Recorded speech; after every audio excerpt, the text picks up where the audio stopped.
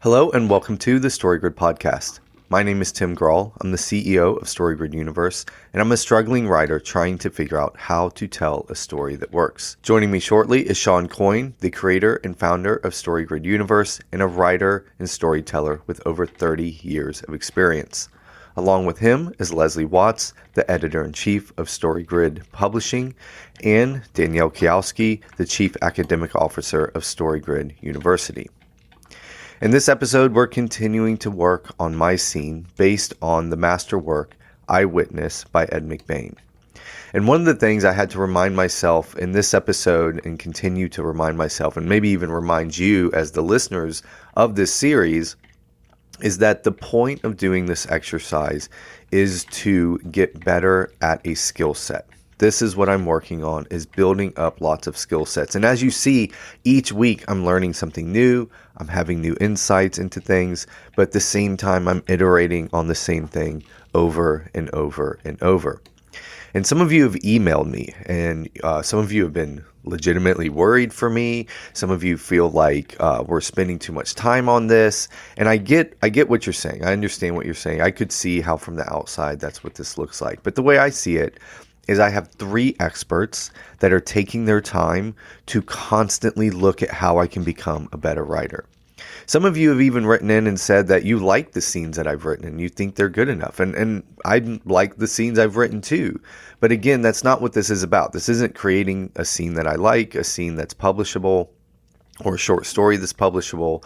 This is about me continuing to iterate and level up as a writer, because if I can get really, really good at these things on this one short story, these are skill sets, these are tools that I'm going to take to all the future writing that I do. And so I'm reminding you, just as I'm reminding myself when I get into these situations and I start getting frustrated. But this week is really good. We look at lots of different things. We look at how to use tropes. We look at making sure there's an emotional connection between the hero and the victim. We make sure that there's actual, like, a turn in every single trope. There has to be actual conflict that shows up. But it's a great episode. I think you're going to love it. So let's jump in and get started. Okay, so last week, Tim, we were asking you to clarify a few items, one of which was about the hierarchy of corruption for the avatars in the story. And then we had a couple of other points that we mentioned. So how was that for you? How was the process of revising this week? For me, the things that I was working on, I was trying to focus on that red level and really understand just the motivations of everybody, and making that really clear, and then adjusting that. Basically, the way I was thinking of is who's the most guilty of the victim, the hero, and the perpetrator, and making sure those are in the right hierarchy that we lined out. And then looking at how this stuff is relayed to Watson and how he reacts, and then how Randall reacts, and trying to get all of those in line. So the first thing I worked on was actually getting a clear what Dawson wants, because we talked about last week that his analog in Eyewitness wanted to score points. And so what I focused on here was that Dawson wants to basically keep Watson in his place. So he looks, Dawson's the old cop that's been around for a long time, doesn't like that these new cops think they're all that. And so his job is to just make sure Watson knows his place and sticks to it. And so I adjusted several little things to try to move in that direction in their interaction. And I also added in their interaction the Watson's hiccup over Barnes being out in the woods in the middle of the night, because it just felt right to stick it in their conversation. And it also gave me another opportunity for Dawson to remind Watson of his place in the hierarchy. So I made that adjustment, and then I did make the adjustment to the victim's role, right? So we talked about like having him blackmail for his own good is too much of a crime, and it would not allow the reader to empathize with the victim. And so I adjusted it to what we talked about, where he's basically blackmailing Wilson for the good of the department, and tries to put him in a situation where he can leave with his dignity or not. So I adjusted that, and then the hardest part was figuring out a way, because it was some of the feedback last week was that it was too on the nose and too obvious about Randall being close to the body. And so I pulled, and on a reread, I'm like, oh man, yeah, I spent like a good, 3 or 4 beats on that instead of just one, that would trigger Randall's breakdown. And so, but it's hard. It was like hard for me to figure out how, really just technically, how to pull it off, where he just says something just enough to tip Watson off, but not too much. And so I made that adjustment down where he says that it looked like his jaw was broken too. Because when I'm replaying in my head, the way that Randall's trying to tell it is he never actually got close, right? So what actually happened is when Barnes showed up, he ran and then stopped and looked and started watching. But in his telling, he never got close. They never even knew he was there. And so he was hiding. And so for him to know that what he looked like in the dark indicated that he got close. And so, again, I was trying to like, he got close, but not like completely say like, yes, he was alive, and I left anyway. So I still don't know if I like got that across very well. So, and I think the 3 breakdowns we were looking for in Watson were for the 3 people, right? So Barnes, Randall, and then of course when he figures out it's Wilson that did the crime. So the one with Wilson's already in there. I left that alone. I didn't mess with that.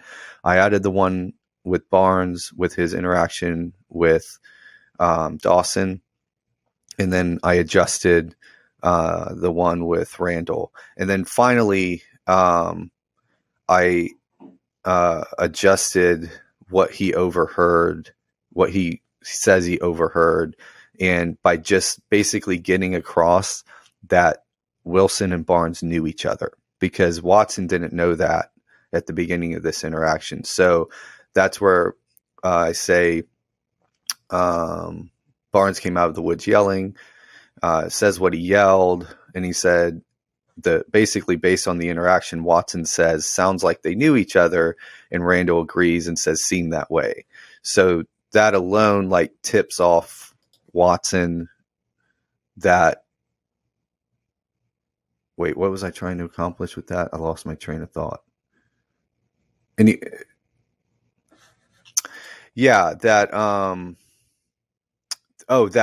that's where, in that quick interaction is where I'm trying to show that there was like some sort of blackmail involved because they knew each other.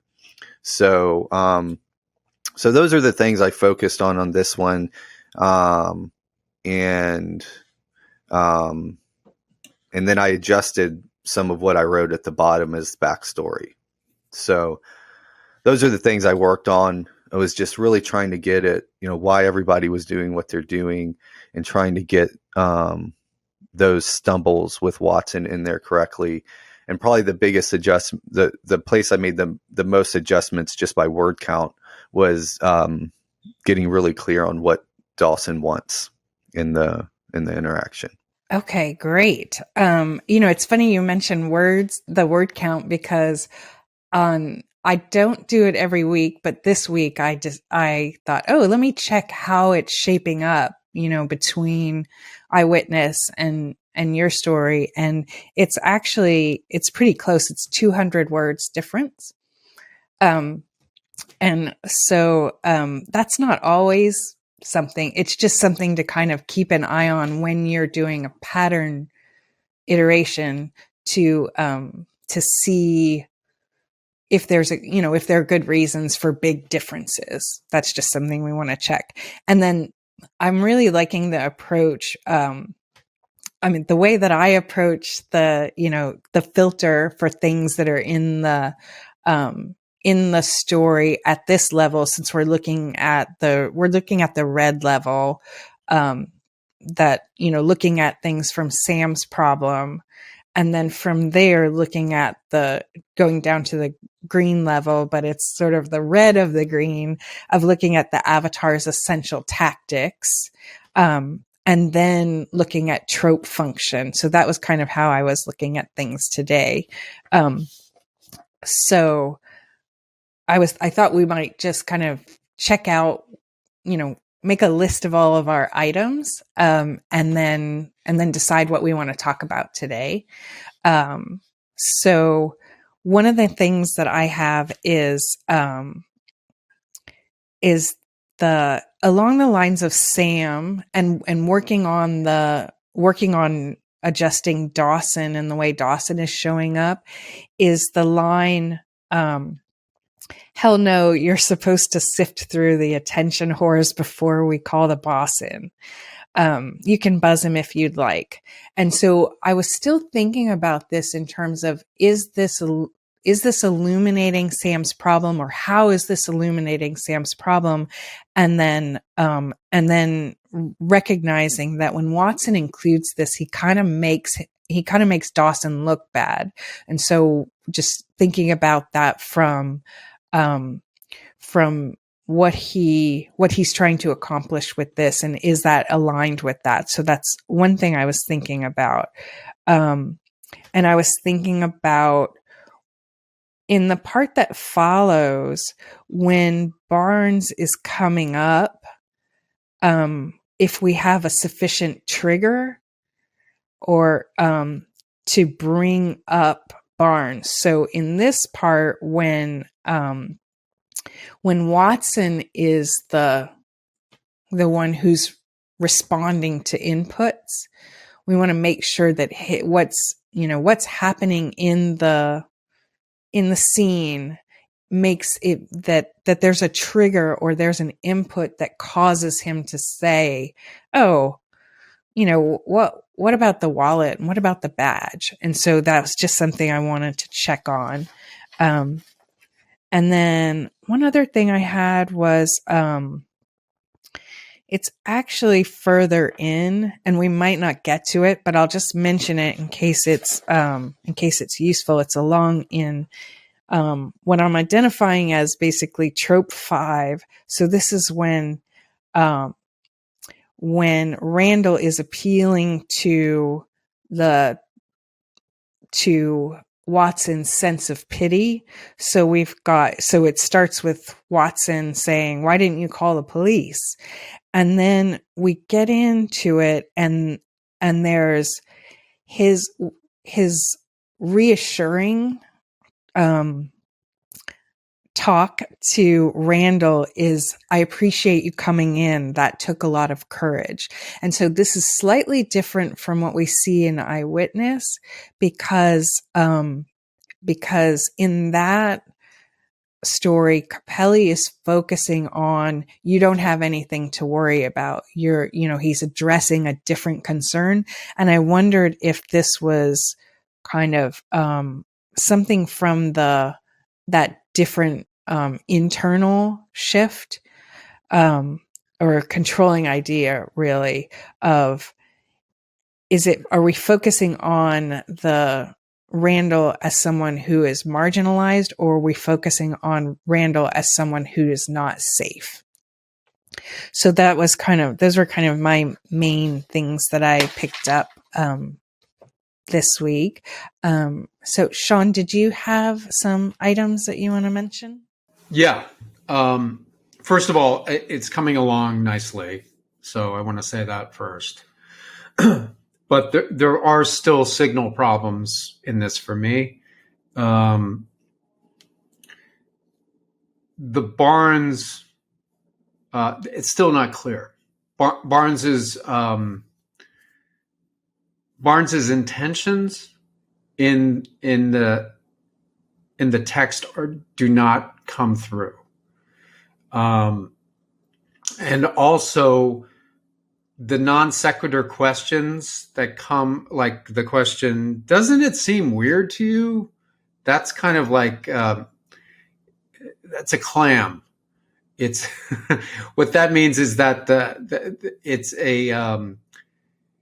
a cheat of the writer trying to get in exposition by having the narrator drop in a non sequitur question, because it's raising false intrigue. So when he does that, it rings like, it's like an error message to Sam. So, and the other thing that I recall from last week is that one of the suggestions that we had was to establish the intentions of Barnes through discussion between Dawson and Watson, that would establish Barnes is, he's one of the good ones. You know, this was a guy who was trying to change the corruption in the police department. And so also the other thing is that we need to seed the information that he suffered, that he did not die immediately, and that he suffered tremendously before he died, because that underpins the necessity for Randall to come in. So, all right, so those are signals that need to be clarified. Also, Dawson's role still seems a little bit like he's not involved in the corruption. And as Leslie was talking, it occurred to me, oh, wait a minute. Perhaps Dawson is part of the bad crew in the precinct. Maybe he's aligned with the lieutenant.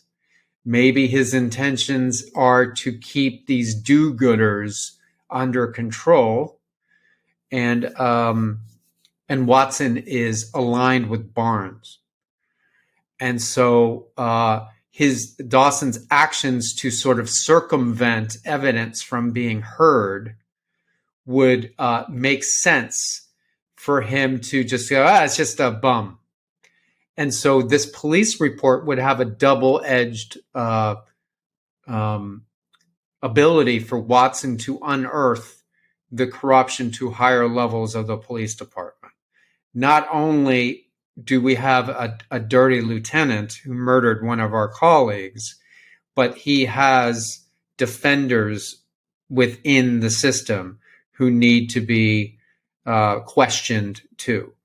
And so this could really work as a double factor payoff in the revelation at the end that Dawson and the lieutenant are in cahoots. And that's why Dawson tells the lieutenant, hey, Watson is interviewing this guy. You better get over there and scare the shit out of him so that he doesn't give any evidence. So that would mean that supports the controlling idea of from eyewitness, which is I keep forgetting it. It's one of those phrases when discretion is the better part of valor, right?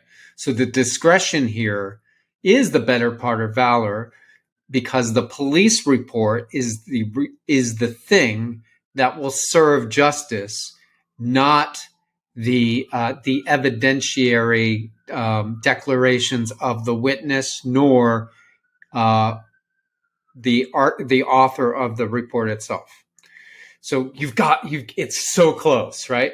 So there's and as you said a couple of weeks ago, Tim, like the more you look at this, the more like you're realizing, oh, it's just massaging these very, very specific beats in sequence with the right signal, and it can transform the story. So you're focusing on the red level was really smart here.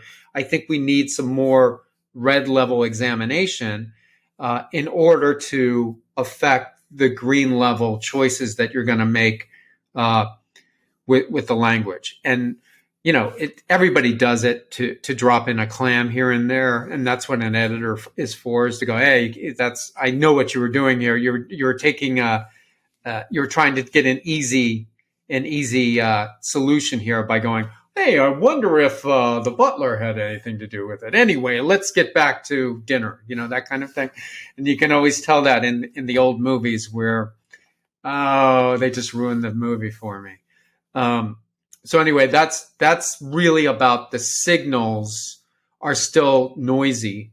And the signals of the relationships of all these people in this pond are still a little bit fuzzy. We know who the victim is now. We know who the perpetrator is, and we know who the hero is. We've just got to fill in the tangential players and have them part of the double factor corruption problem of the crime story itself. So those are the points that I came up with. So let me pass it on to Danielle and see if she had anything else. Yeah, so I think as we've been talking about, the problems with this are getting lower level and more concrete, which is really nice because that means that you're making progress at those higher levels and it's setting you up well for a good execution. So I think there are 3 areas that we need to work on to make this a good iteration of the masterwork. The first one, as we've been talking about, is that first trope where you have the interaction between Dawson and Watson. The second one is what we've been working on also, which is the main interaction between Randall and Watson, where Randall is telling his story. And then finally, we have where Wilson comes in at the end. So these are the pivotal moments of the story where we're really getting those progressive revelations. The way that I would summarize what's going on in that first trope is that you did some work on what Dawson wants, but he doesn't want something that conflicts with what Watson wants. So the way that I would summarize what's going on there is Dawson wants, I had to pause to make sure I'm using the right words. Okay, Dawson wants, as you said, to keep Watson in his place. And Watson's place is interviewing this guy who came in. And Watson wants to interview this guy who came in. So there's really no problem. They just talk about some stuff before Watson goes to do the thing that they both want him to do. So I think introducing, and the way that shows up in terms of story is that first trope doesn't turn. So we just have some conversation and that's, I think, why that's coming through as a clam, because it's there just not for a purpose, not to create conflict or anything, but just to provide information. So if anything is there just to provide information, it doesn't get to be there. It has to be there to provide energy and information. And energy comes from conflict, comes from that the cross purposes of the object of desire. So I really like Sean's suggestion of having Dawson be part of the corruption. And I would even, I was thinking as you were suggesting that he wants, oh, that's just a bum, maybe take it a step further and have Dawson be the one who's going to interview this guy, Randall.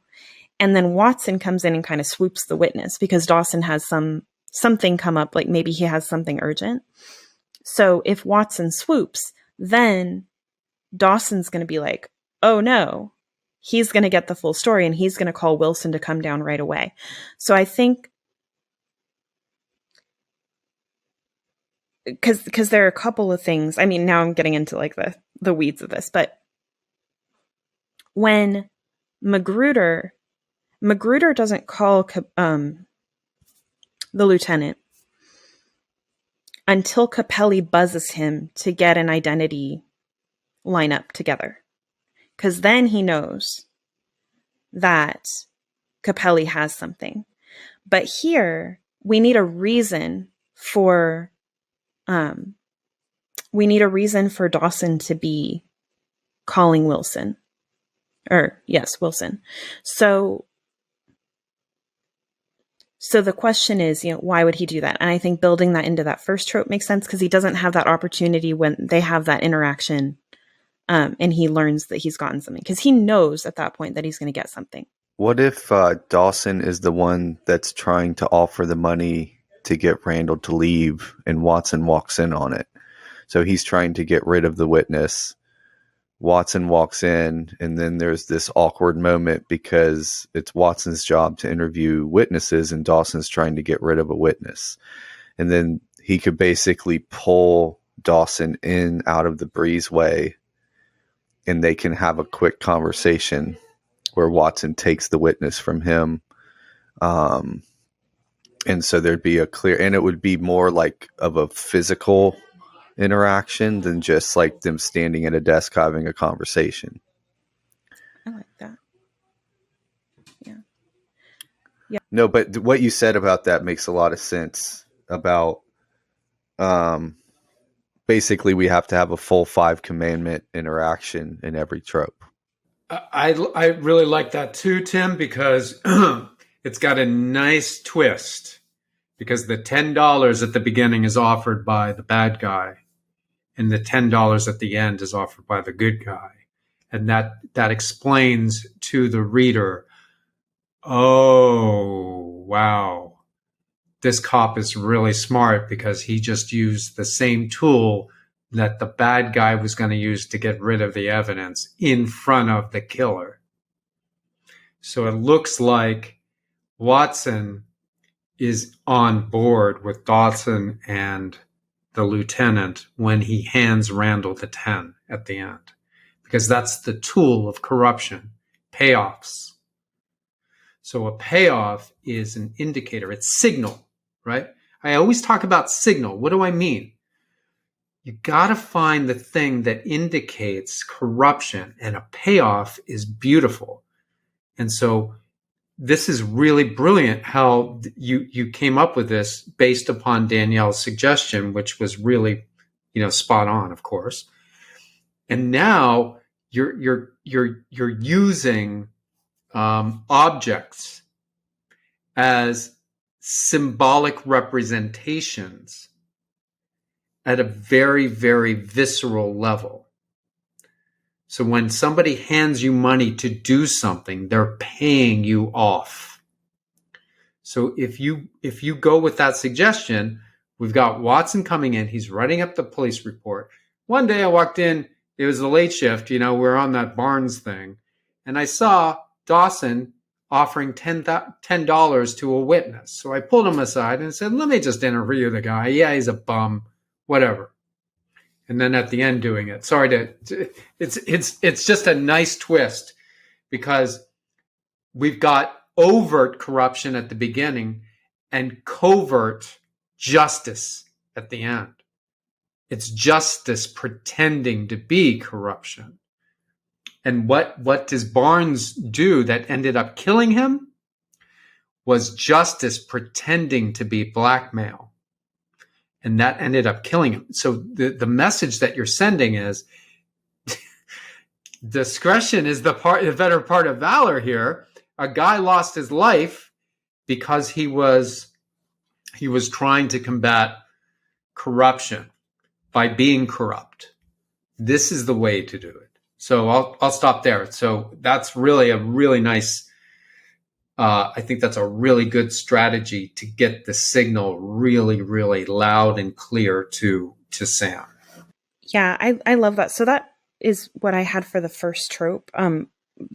That, just the lack of turning point. So I think you're already getting at that. And then just to add to the list of things that I wanted to talk about in the trope where Randall is giving his story to Watson,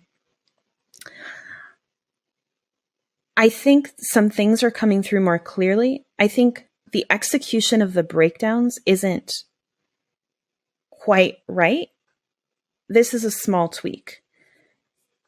But when he says something like, oh, so it sounds like they knew each other, that was a weird moment for me because it sounded like an intentional question.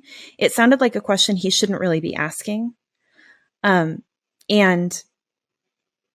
it sounded polished. Like he didn't actually break down. He just responded with his thoughts out loud. So I think thinking about Watson as a more covert actor who's only going to stumble if he's really shocked. So, and this is like a very concrete thing. Like instead of, oh, so it sounds like they knew each other, have him say like, they knew each other. Like this very, yeah. So something like that. And I don't mean to be like solutionizing as I'm coming up with the list of things that I'm adding to, but no, it highlights the problems because so that's different. What I wrote is different than like, wait, what? They knew each other, right. So it just sounds like a little more. And part of this is because I think it's uncomfortable. Breakdowns are always uncomfortable, and it's uncomfortable to do that in a written medium to make it not polished because we're used to polishing our sentences. But in dialogue, it can be unpolished because it's coming out unbidden.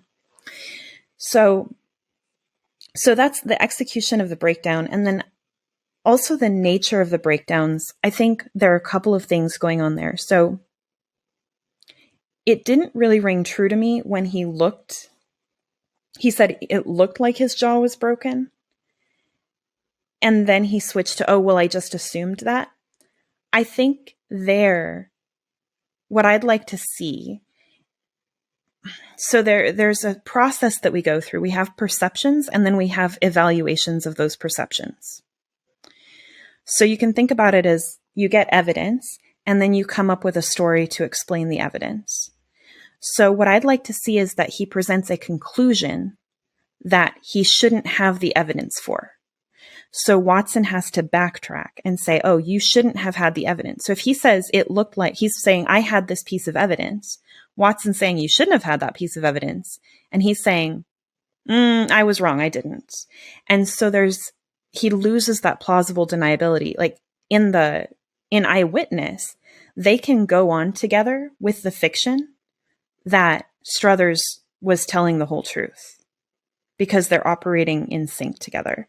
And so here you lose that because he presents that evidence rather than a conclusion like he was definitely dead or something like that.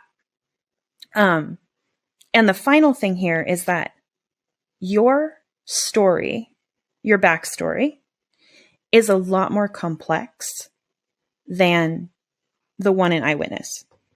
So, you have paragraphs here to explain what this nature of the blackmail was, and we can sum it up with Struthers was having an affair with the lieutenant's wife.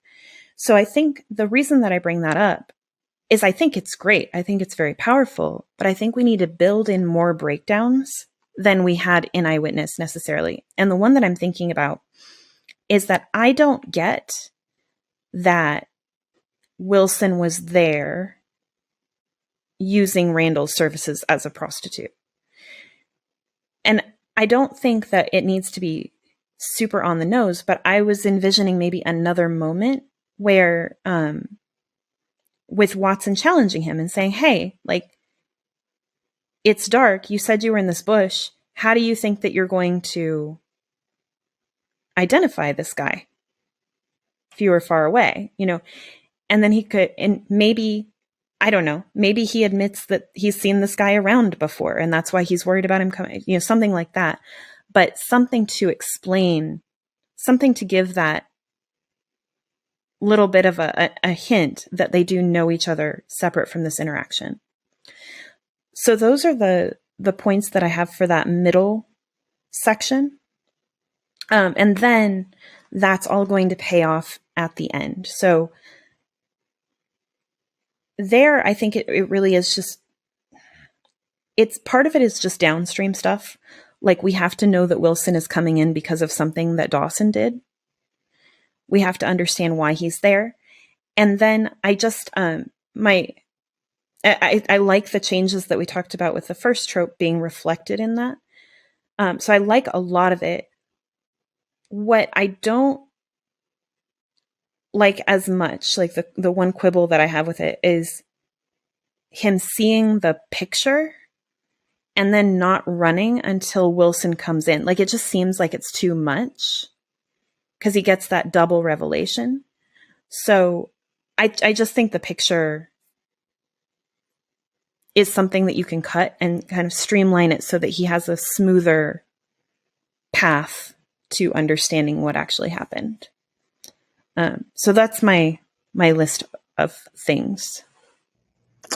Yeah, I didn't quite understand the part where you said he says something and then has to backtrack. Then this is the part that gets, like, I kept having trouble figuring out how to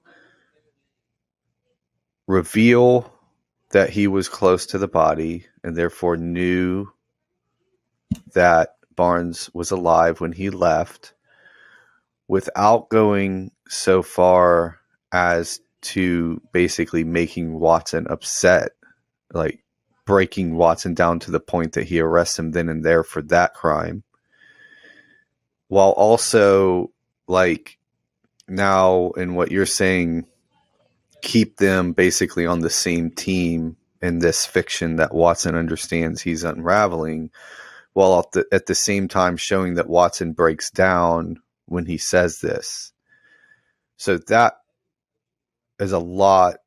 This one piece, I feel like the other feedback I like a lot, and it goes along with what we've kind of been doing the last couple of weeks. Is, I think I used this metaphor before, where, like, I was helping my younger son when he was real young, clean up his room full of toys. We would, like, pile stuff together because it made it easier to clean up. So I feel like we're still kind of getting stuff in a pile.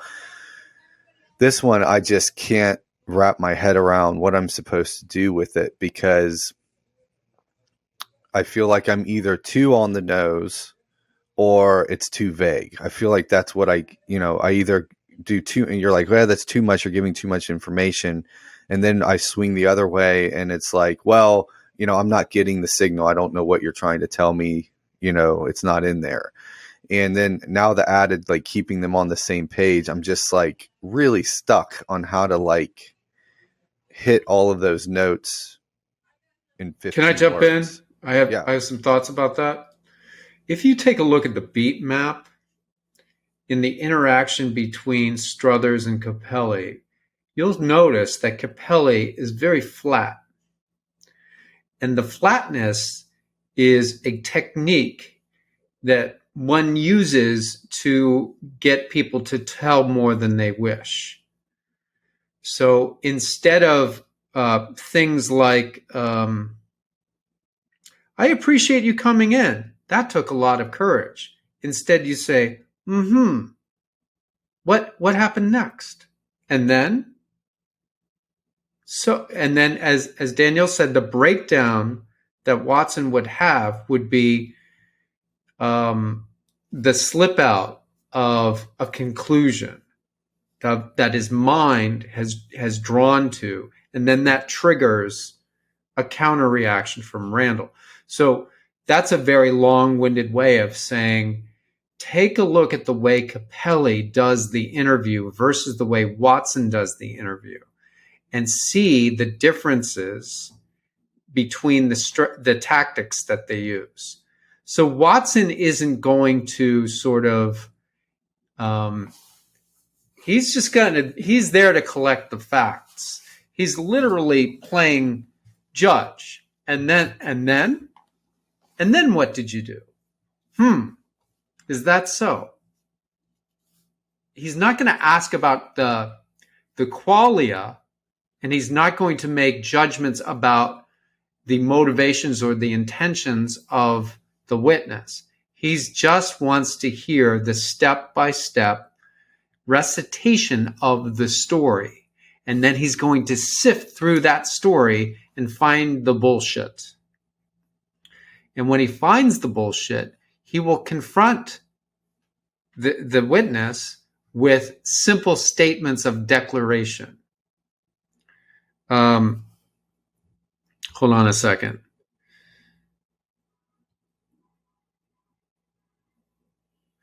No, Randall, no way. That's not what I was saying at all. I'm just asking the questions they tell me to ask. He's not going to apologize. He's a detective. He's not going to kiss this guy's ass. He might be a killer. And then what happened? We're going to go through this a number of times. Take your time. Can I get you something? Because we're going to go through this a number of times. And then what happened? And then, yes? So that's the way to get someone to reveal the truth, because holding the story under such cognitive dissonance that Randall has, it's like, and not getting the, oh, you're so courageous for coming in here, is going to start to upset Randall because he's expecting those pets in order to keep going. And when he doesn't receive them, he gets more and more uncomfortable. And so when he is given a counterfactual, you saw his jaw, or you saw his jaw. His jaw was broken. That's a declaration. His jaw was broken. Well, I didn't really see it. Oh, but his jaw is broken. And without saying, how could you see his jaw broken? That might be helpful to clarify that. And then when you look at the beat map that we did for Eyewitness, you'll see Capelli's like, whereas Struthers is like,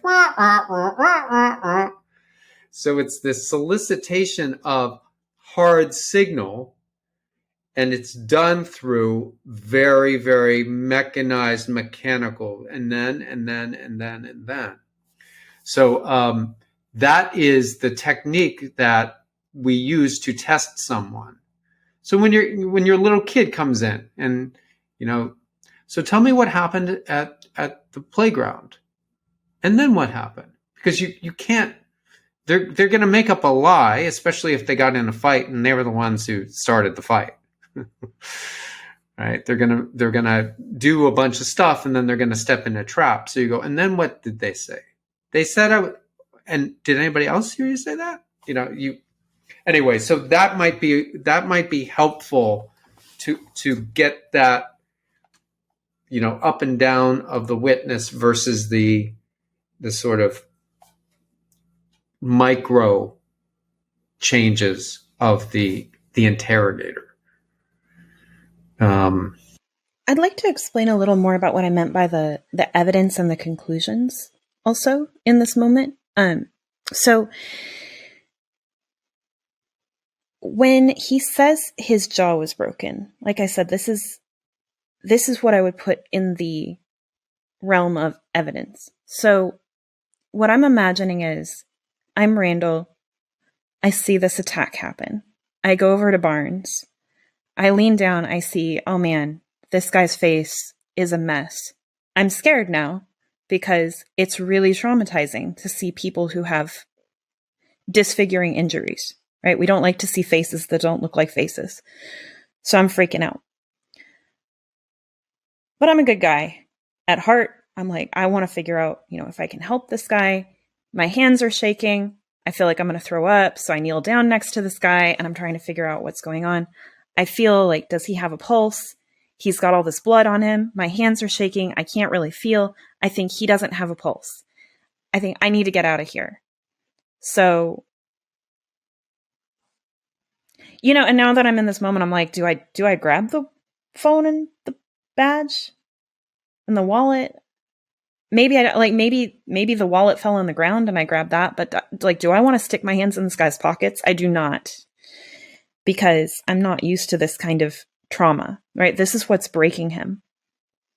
But his physical state, his emotional reaction to seeing this guy in this state doesn't give him what he needs to make the right determination.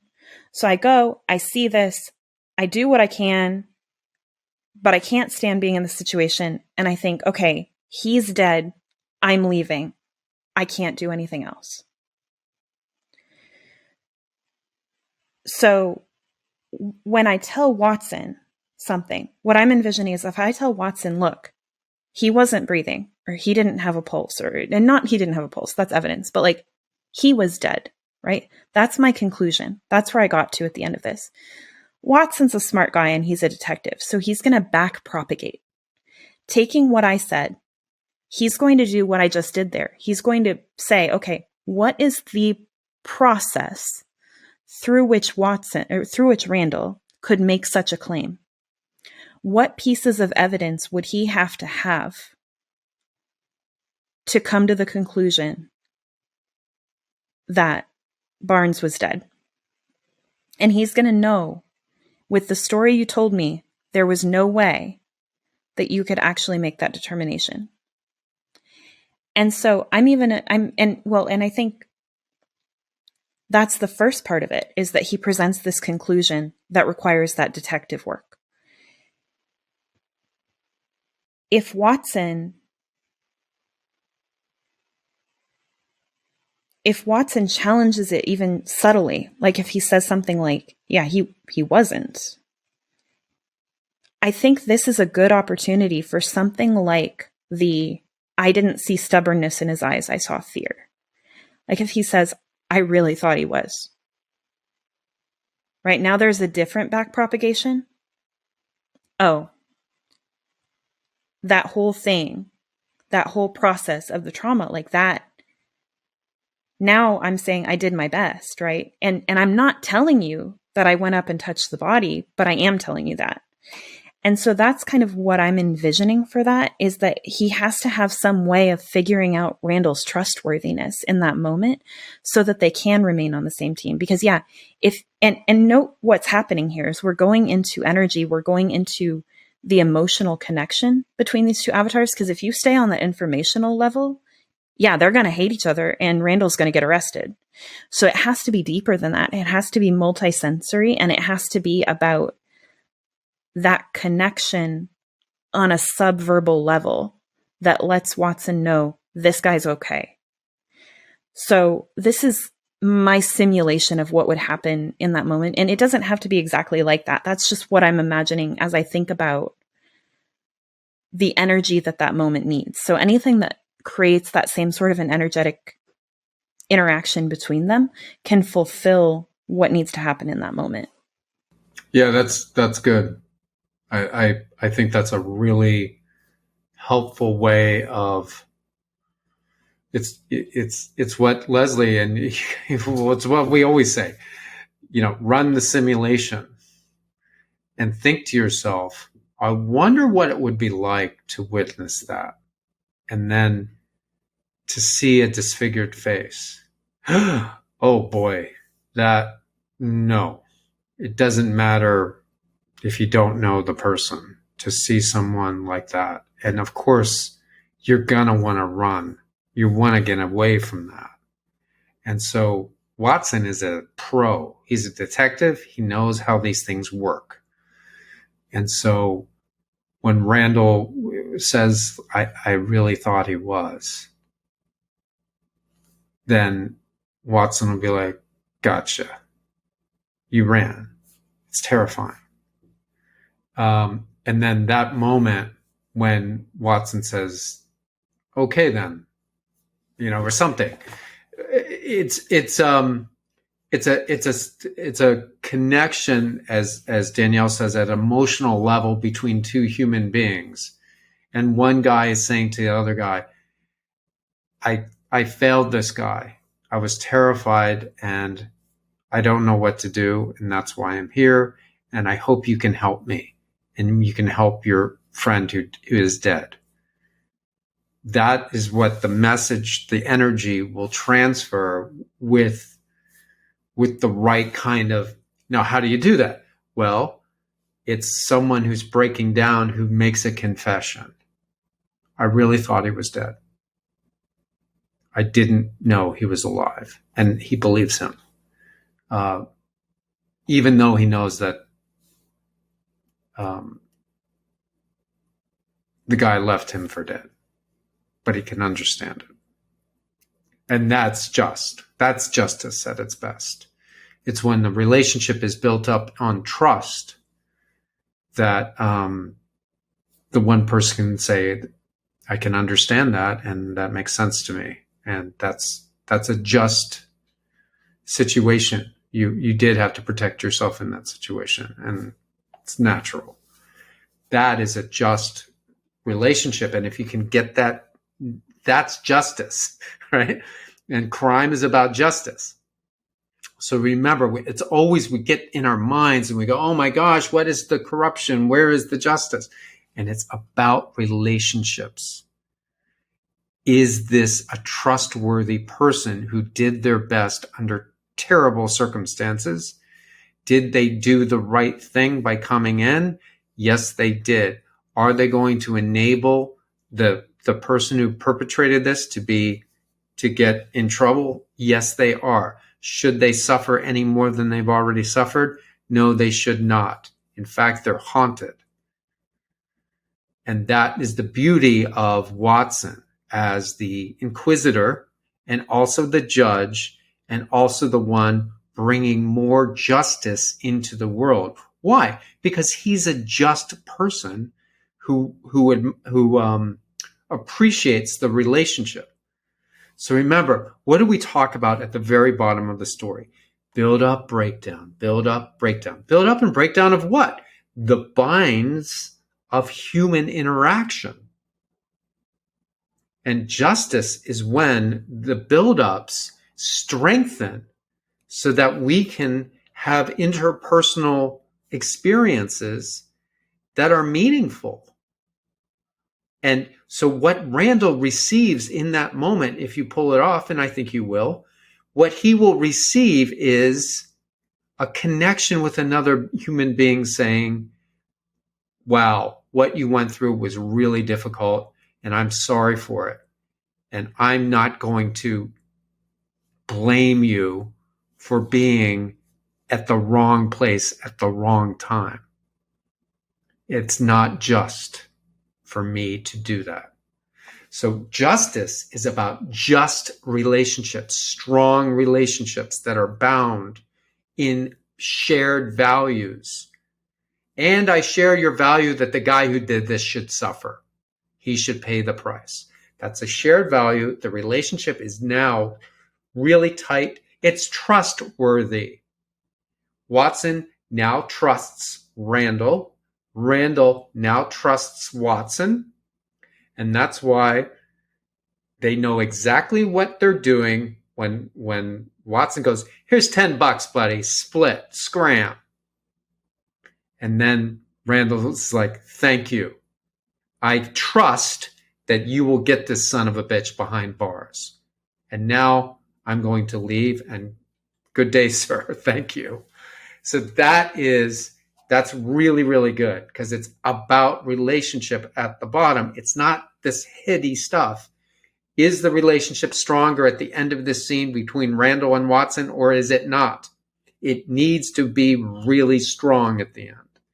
And the way that happens is through the process that Danielle just described. So, and that's how Ed McBain's scene works, right? When Capelli's like, okay, then. Yeah, I don't know why he left, right? He doesn't stop Struthers. He lets him go.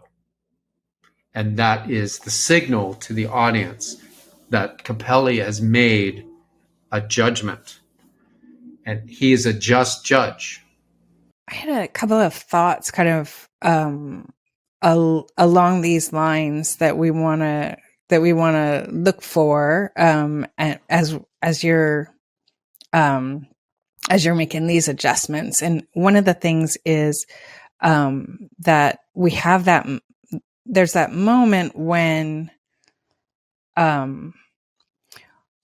Watson recognizes in Randall that he's not wasting his time, that he has seen it right. So that goes with that moment in Eyewitness when Capelli says, no, this guy, I looked in his eyes, or can't remember the line exactly, but I saw fear, right? I didn't see stubbornness. I saw fear.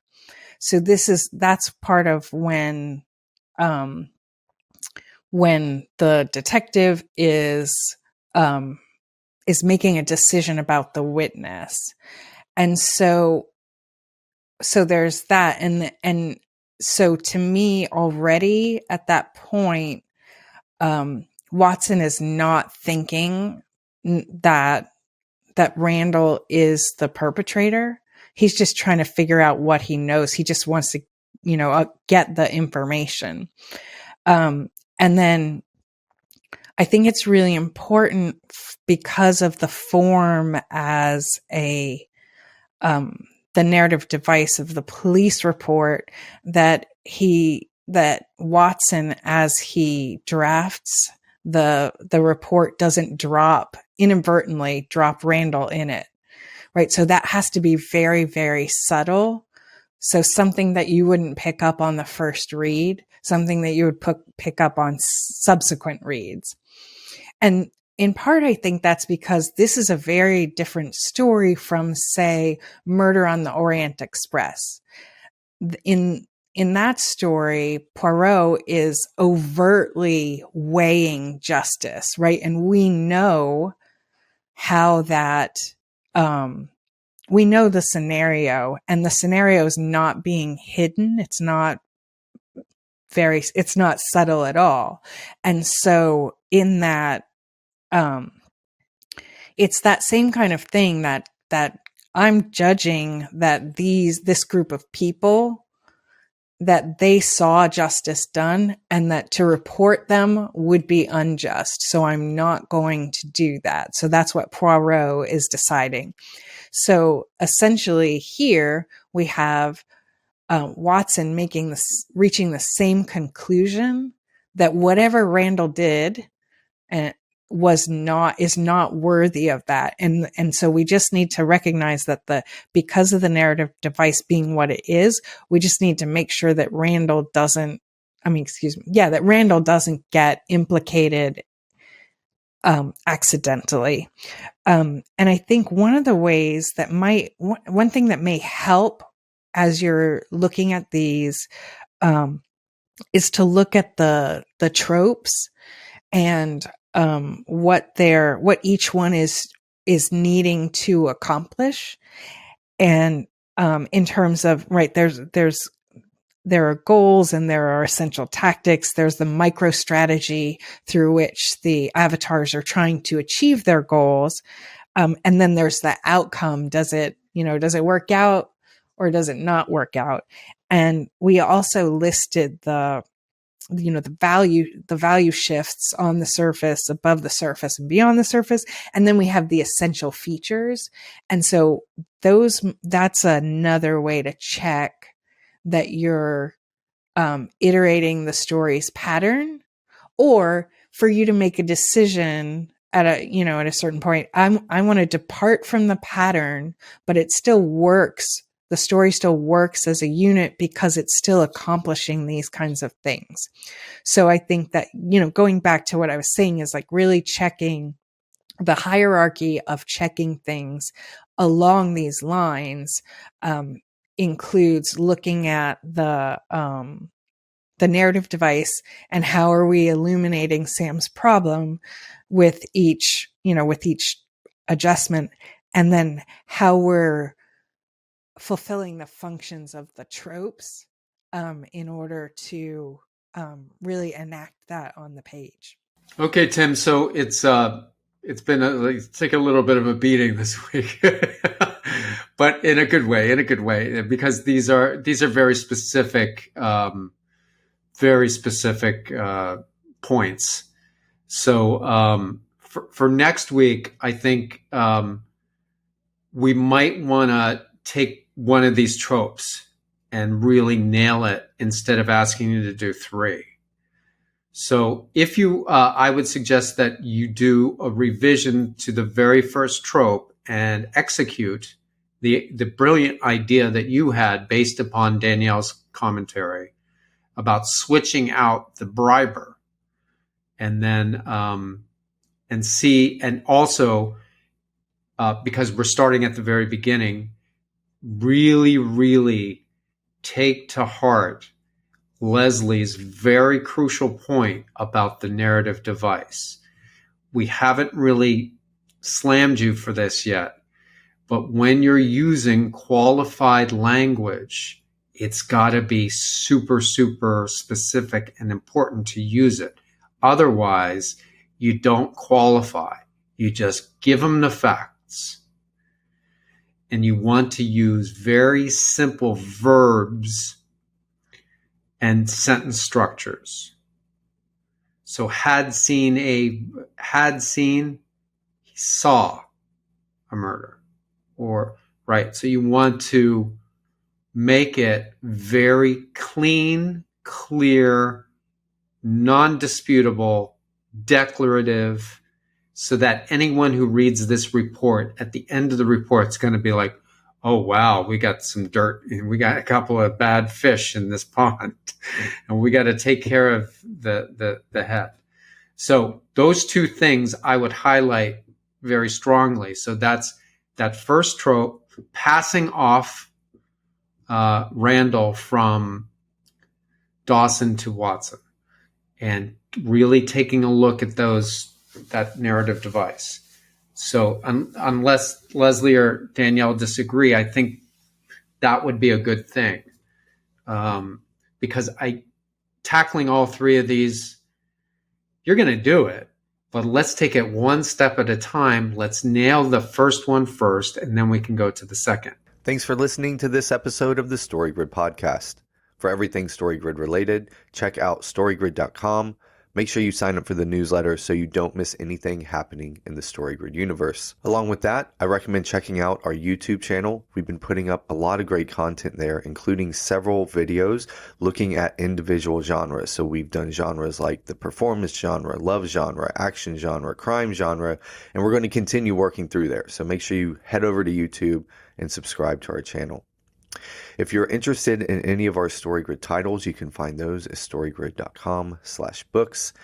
And as always, if you love the show and want to support the show, a really great way to do that is just tell other authors about the show. So if you're in a Facebook group or you're in any kind of a writing circle, make sure they all know about the podcast and that they're listening. Along with that, you can go to Apple Podcasts and leave us a rating and review. Thanks for listening, as always, and being a part of our community here at StoryGrid. We'll see you next week.